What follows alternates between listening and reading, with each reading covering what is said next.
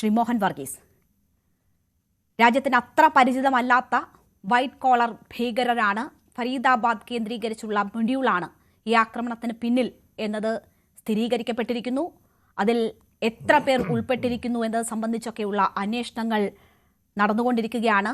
ഈ ഭീകരാക്രമണം അത് രാജ്യത്തിനകത്തു നിന്നുള്ള ഭീകര ശക്തികളാണ് നേരിട്ട് ഉൾപ്പെട്ടിട്ടുള്ളതെങ്കിൽ പോലും അവർക്ക് എവിടെ നിന്നൊക്കെ സഹായം ലഭിച്ചു എന്നതുൾപ്പെടെയുള്ള കാര്യങ്ങൾ അന്വേഷണ പരിധിയിലുണ്ട് എന്നതാണ് മനസ്സിലാക്കുന്നത്. അപ്പോൾ പോലും ഇന്ന് ബുധനാഴ്ച പോലും നമ്മൾ ഇതൊരു ഭീകരാക്രമണമാണ് എന്ന് സ്ഥിരീകരിക്കാത്ത സാഹചര്യവുമുണ്ട്. അത്തരമൊരു ഔദ്യോഗിക സ്ഥിരീകരണം ഉണ്ടായിട്ടില്ല. നമ്മൾ അതിനെ എങ്ങനെ നോക്കിക്കാണണം? ഇത് ഭീകരാക്രമണം എന്ന് പറഞ്ഞുകൊണ്ട് മുന്നോട്ട് പോകുന്നതാണോ, അതോ വിവരങ്ങൾ ശേഖരിച്ച് പൂർണ്ണ വിവരങ്ങളുടെ അടിസ്ഥാനത്തിൽ പ്രതികരിക്കുന്നതാണോ യഥാർത്ഥ രീതി? എന്തുകൊണ്ടാകും അത്തരമൊരു ഔദ്യോഗിക പ്രഖ്യാപനം വൈകുന്നത്? ഔദ്യോഗിക പ്രഖ്യാപനം വൈകുന്നത് ഇന്ത്യ വളരെ റെസ്പോൺസിബിൾ ഒരു രാജ്യം ആയതുകൊണ്ടാണ്. എന്തെങ്കിലും ഒരു സംഭവം നടക്കുമ്പോൾ അത് ഇന്ന രീതിയിലാണ് എന്ന് അതിൻ്റെ രീതിശാസ്ത്രം മാത്രം വെച്ചുകൊണ്ട് ഇതൊരു ഭീകരാക്രമണമാണ് എന്ന് കൃത്യമായി പറയാനാവില്ലാത്തത് കൊണ്ട് എല്ലാ തെളിവുകളും ഹാജരായതിനു ശേഷം ന്യായമായ തെളിവുകളുടെ സഹായത്തോടെ മാത്രം ക്യാബിനറ്റിൻ്റെ സുരക്ഷാ സമിതിയുടെ യോഗത്തിന് ശേഷം ഒരുപക്ഷെ പ്രഖ്യാപനങ്ങൾ ഉണ്ടായേക്കാം. നോക്കൂ, എല്ലാ അർത്ഥത്തിലും ഇതൊരു ഭീകര ആക്രമണമായി പ്രഥമദൃഷ്ട്യാ കാണണമെങ്കിൽ കൃത്യമായൊരു ടാർഗറ്റ് ഉണ്ടാവണം. ആ ടാർഗറ്റിലേക്ക് ഒരു ഒബ്ജക്റ്റ് ഇടിച്ചു കയറുകയോ ഒരു ചാവേർ അവിടെ വെച്ച് പൊട്ടിത്തെറിക്കുകയോ വേണം. ഇതിൻ്റെ രീതിശാസ്ത്രം പ്രഥമദൃഷ്ട്യാ അങ്ങനെയല്ല.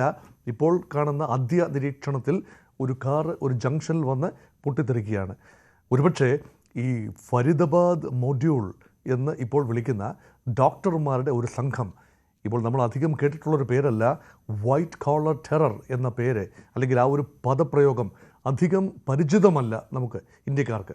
പക്ഷേ അത് ഇപ്പോഴാണ് ആ ടേം വരുന്നതെങ്കിൽ പോലും മുൻകാലങ്ങളിലും ഭീകരർ ഒരു 25 വർഷമായിട്ടെങ്കിലും, പ്രത്യേകിച്ച് 9/11/2001 സെപ്റ്റംബർ 11, 2001 ആ ഒരു സമയത്ത് അമേരിക്കയിലെ വേൾഡ് ട്രേഡ് സെൻറ്ററിനെതിരെ നടന്ന ആക്രമണം, ഇതെല്ലാം തന്നെ പെൻറ്റഗണിന് നേരെ നടന്ന ആക്രമണം, ന്യൂയോർക്ക് സ്റ്റോക്ക് എക്സ്ചേഞ്ചിന് നേരെ നടന്ന ആക്രമണം, ഇതെല്ലാം തന്നെ പൈലറ്റ്സ് അല്ലെങ്കിൽ ട്രെയിൻഡ് ആളുകൾ, ടെക്നീഷ്യൻസ്, പ്രൊഫഷണലുകൾ അവരെ ഭീകരർ ഉപയോഗിച്ച ഒരു കാഴ്ച കാണുന്നു. അത് തീർച്ചയായും white collar or blue collar or even gold collar terror എന്ന് വേണമെങ്കിൽ വിളിക്കാം. കാരണം ടെക്നോക്രാറ്റുകളെ നമ്മൾ ഗോൾഡ് കോളർ എന്നാണല്ലോ വിളിക്കുക.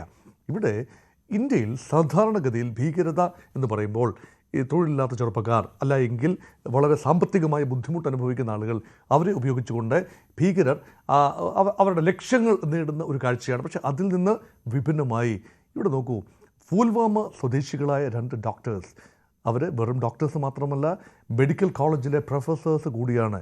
അവർ ഫരീദാബാദ് കേന്ദ്രീകരിച്ച് പ്രവർത്തിക്കുന്ന ഒരു അൽ ഫലാൽ മെഡിക്കൽ കോളേജിലെ അധ്യാപകർ കൂടിയാണ്. അവരെ ഒരു കൃത്യത്തിന് വേണ്ടി ഉപയോഗിക്കുകയാണ്. അങ്ങനെയെങ്കിൽ അവർ നേരിട്ട് സ്വമേധയാ ഒരു കാര്യം ചെയ്യുകയാണോ?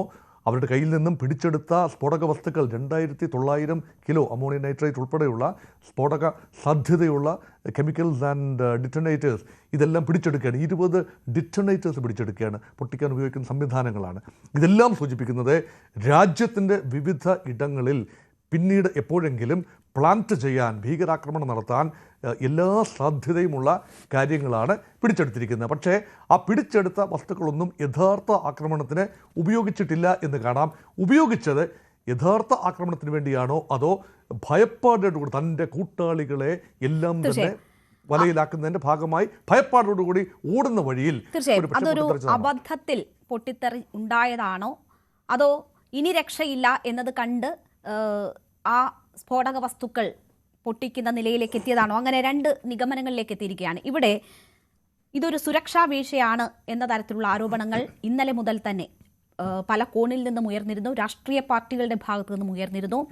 ഇപ്പോൾ ഇത് കൃത്യമായും തങ്ങളുടെ റാക്കറ്റിനെ മുഴുവൻ അന്വേഷണ ഉദ്യോഗസ്ഥർ വലയിലാക്കിയിരിക്കുന്നു എന്ന ബോധ്യത്തിൽ ഉമർ നബി ഭയപ്പെട്ട് വാഹനമെടുത്ത് പുറപ്പെട്ടു. അതിനിടയിൽ അബദ്ധത്തിൽ സ്ഫോടനമുണ്ടായി എന്ന തരത്തിലുള്ള വാർത്തകൾ വരുമ്പോൾ ഈ സുരക്ഷാ വീഴ്ച എന്ന ആരോപണങ്ങൾക്ക്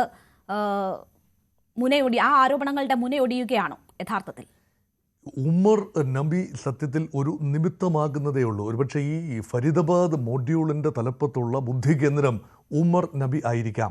പക്ഷേ അദ്ദേഹത്തെ ഇൻഡോക്ട്രിനേറ്റ് ചെയ്തെടുക്കാനുള്ളൊരു സംവിധാനം, അതിലേക്കാണ് രാജ്യത്തിൻ്റെ ശ്രദ്ധ പതിയേണ്ടത്. ഭീകരത വെറുതെ ഉണ്ടാകുന്നതല്ല.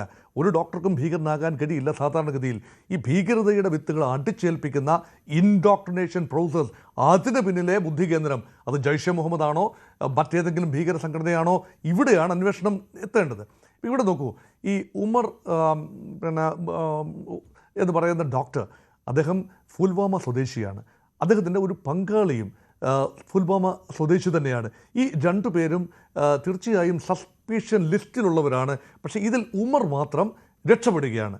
ഉമർ നബി മാത്രം രക്ഷപ്പെട്ട് പോകുന്ന വഴി ഈ പറഞ്ഞ നേരത്തെ സൂചിപ്പിച്ച ഈ രണ്ട് കാര്യങ്ങൾ ഒന്ന് സംഭവിച്ചിരിക്കാം. മനഃപൂർവ്വമായി ഒരു സ്ഥലത്ത് വെച്ച്, ഒരു പൊതുസ്ഥലത്ത് വെച്ച് പൊട്ടിക്കുകയാണ്, അല്ല എങ്കിൽ ആക്സിഡൻ്റലി അത് സംഭവിക്കുകയാണ്. ഇത് എന്തു തന്നെ ആണെങ്കിലും ഈ സ്ഫോടക വസ്തുക്കൾ ഡൽഹിയിൽ സംഭരിച്ചു വെച്ചു, അല്ലെങ്കിൽ ഡൽഹിയുടെ പ്രാന്തപ്രദേശത്തെ ഫരീദാബാദിൽ ഉൾപ്പെടെ സംഭരിച്ചു വെച്ചു എന്ന് പറയുമ്പോൾ രാജ്യത്തിൻ്റെ സുരക്ഷ അപകടത്തിലാണ്.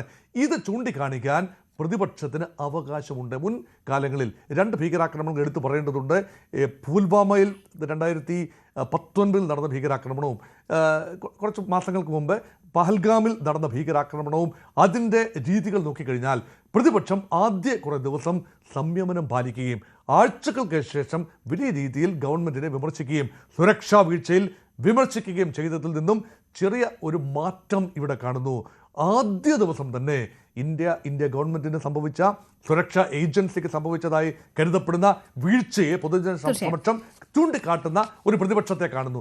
അതുകൊണ്ട് സീറോ ടോളറൻസ് ടു ടെറർ എന്നത് വെറും വാക്കാൽ പറഞ്ഞാൽ പോരാ, അത് യഥാർത്ഥത്തിൽ ജനങ്ങളുടെ സുരക്ഷയ്ക്ക് നിദാനമാകണം എന്ന ഒരു ചിന്ത കൂടി ഇവിടെ ഉയർന്നു വരുന്നു. പ്രതിപക്ഷം അതിനെ പരമാവധി ഉപയോഗിക്കുന്ന ഒരു കാഴ്ചയും ഇപ്പോൾ കാണുന്നു. തീർച്ചയായും ഞാൻ താങ്കളിലേക്ക് തിരിച്ചെത്താം.